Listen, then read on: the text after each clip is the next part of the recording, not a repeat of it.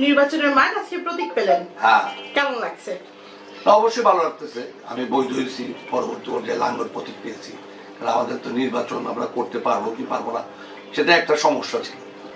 যে সব বাধা টাধা পেরিয়ে আমরা ফাইনালি নির্বাচনের মাঠে আছি এবং প্রায় 200 সিট নিয়ে আমরা মাঠে আছি। আমরা দেখেছি যে সেই নির্বাচনের যখন শুরু আভাস, তখন থেকে কিন্তু আপনারা একটা সংগ্রাম করেই নির্বাচনে অবস্থান নিয়েছেন। এক কথায় আপনাদের পার্টি অফিস ভাঙচুর সবকিছু মিলে এই যে দেশের একটা পরিস্থিতি, এই পরিস্থিতির নির্বাচনটা আসলে আপনি কতটুকু ভাবছেন যে সুষ্ঠু সুন্দর একটি নির্বাচন হবে? না, আমি তো কোনো অবস্থাতেই মনে করি না যে সুষ্ঠু সুন্দর নির্বাচন হবে। তার কারণ এই সরকার হলো প্রথম অবস্থাতেই পক্ষপাতমূলক একটা সরকার। বাংলাদেশের ইতিহাসে অন্তর্বর্তীকালীন সরকার বা কেয়ারটেকার সরকার যতবার এসেছে প্রত্যেকবারই ওই সরকারগুলো অনেক শক্তিশালী ছিল।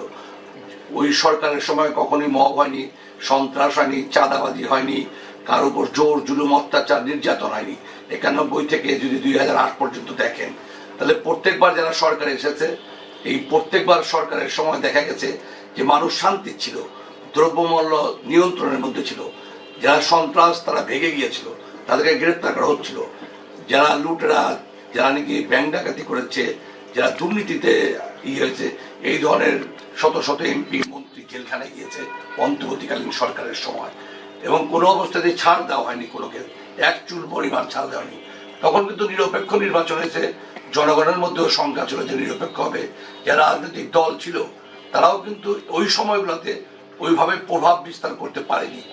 তো বর্তমান যে অবস্থা, সেই অবস্থা তো এই সরকার প্রথম দিক থেকেই একটা দলের পক্ষে অবস্থান নিয়েছে, সেটা হচ্ছে জামাত ইসলাম, এনসিপি, এর বাইরে হচ্ছে বিএনপি।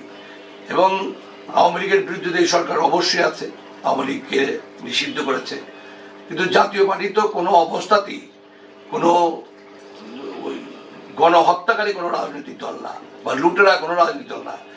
আওয়ামী লীগের সাথে নির্বাচন করেছে, এই নির্বাচন করা তো কোনো অপরাধ না। আমি একটি রাজনৈতিক দল, নির্বাচন করা আমার রাইট। আমি আমার দলের সিদ্ধান্ত নেব যে আমার দল যে নির্বাচনে অংশ নিচ্ছে সেটা দেশের পক্ষে এবং দলের পক্ষে হচ্ছে না, জনগণের পক্ষে হচ্ছে না। আমার সিদ্ধান্ত আর একটি দল নেবে না।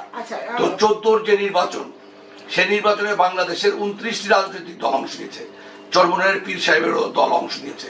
সেই নির্বাচনে শুধুমাত্র বিএনপি জোট ছাড়া ছিল, তারা অংশ নেয়নি। বেশিরভাগ নিবন্ধিত দলই তো অংশ নিয়েছে। কিন্তু ওই নির্বাচনে কিন্তু দেশের স্বার্থে এরশাদ সাহেব কিন্তু নির্বাচন প্রত্যাহার করেছেন। এবং তাকে কিন্তু ওই সময় ইন্ডিয়া আমাদের ভালো বন্ধু, ইন্ডিয়া কিন্তু তাকে বলেছিল নির্বাচন যাও, সেই কথা উনি বাইরে এসে বলে দিয়েছেন।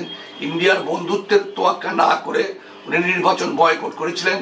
270 জন মানুষ আমাদের যে প্রার্থী, ওনাকে হাসপাতালে বন্দি করার পরও ওই অবস্থায় উনি কিন্তু প্রত্যাহার করতে বলছেন, সবাই প্রত্যাহার করে। জেএম কাদের, সাহেবেদের পার্টির আমরা সহ 270 জন প্রার্থী প্রত্যাহার করেছে।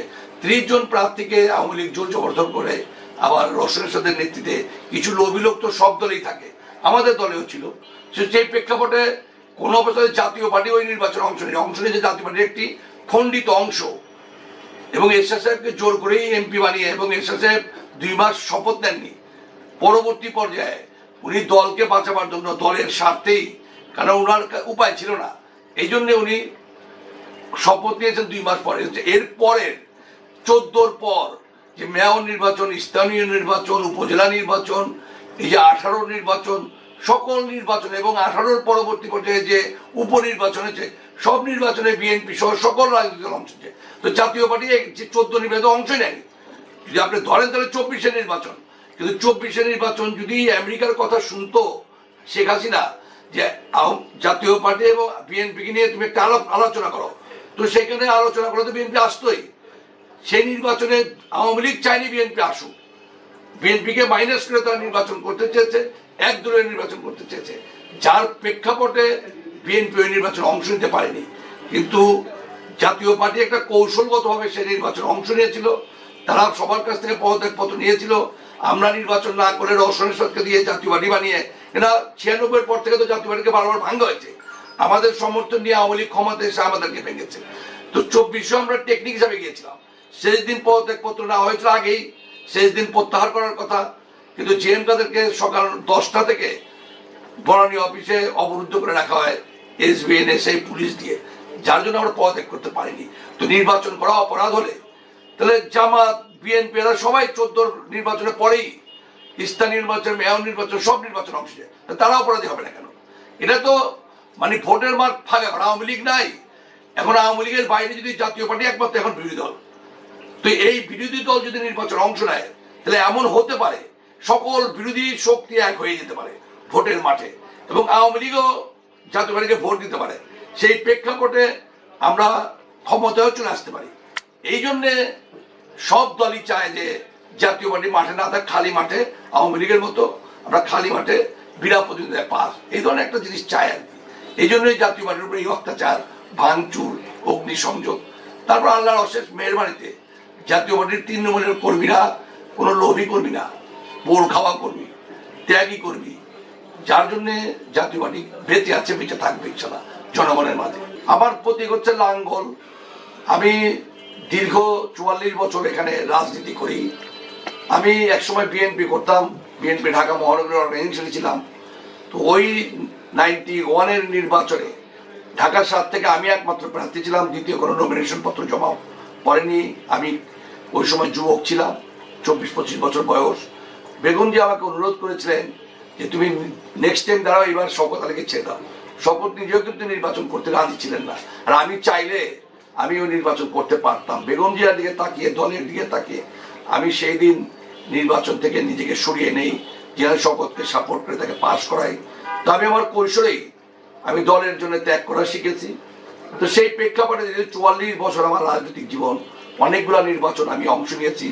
জাতীয় পার্টি যেহেতু ওইভাবে ঢাকা শহরে শক্তিশালী না, আমি ভালো প্রার্থী হলেও যেহেতু আমাদের দলের ভোট কম, সেই জন্য আমি নির্বাচিত হতে পারি না। এই জন্য আমার এলাকাবাসীকে আমি বলবো যে আমি আন্তর্জাতিক খ্যাতি সম্পন্ন একজন মানুষ।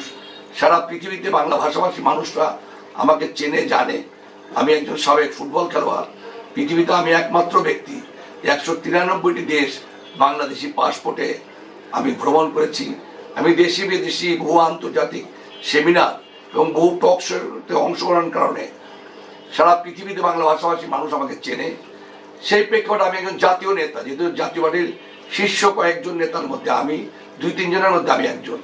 তা আমার মান সম্মান ইজ্জত সব আপনাদের হাতে। আপনাদের সংসদ সদস্য যদি জাতীয় একজন নেতা হয় তাহলে তো এই এলাকার অনেক উন্নয়ন হবে এবং দেশের উন্নয়নে আমি অবদান রাখতে পারবো। তো দেশের স্বার্থে, জাতির স্বার্থে আপনারা যদি আমাকে ভোটে নির্বাচিত করেন তাহলে এলাকাও গৌরবান্বিত হবেন এবং এলাকার একজন সূর্য সন্তান আপনারা আগামী ভবিষ্যৎ প্রজন্মের কাছে বলতে পারবেন যে আমরা একজন জাতীয় নেতাকে আমরা নির্বাচিত করেছি। এই জন্যে আমার বিনীত অনুরোধ, আপনারা লাঙ্গল মার্কায় ভোট দিয়ে এবার আমাকে জয়যুক্ত করেন। মুক্তিযুদ্ধের পক্ষে, স্বাধীনতার পক্ষে আপনারা ভোট দেন। সন্ত্রাসের বিরুদ্ধে, মবের বিরুদ্ধে, দুর্নীতির বিরুদ্ধে সবসময় আপনারা আমাকে সোচ্চার পেয়েছেন। বিভিন্ন টক শোতে আমি প্রতিনিয়ত কথা বলি, সেখানে আপনারা দেখেছেন আমার সাহসী বক্তব্য। আমি আপনাদের অনুরোধ করবো আমাকে নির্বাচিত করার জন্য, লাঙ্গল মার্কায় ভোট দেওয়ার জন্য।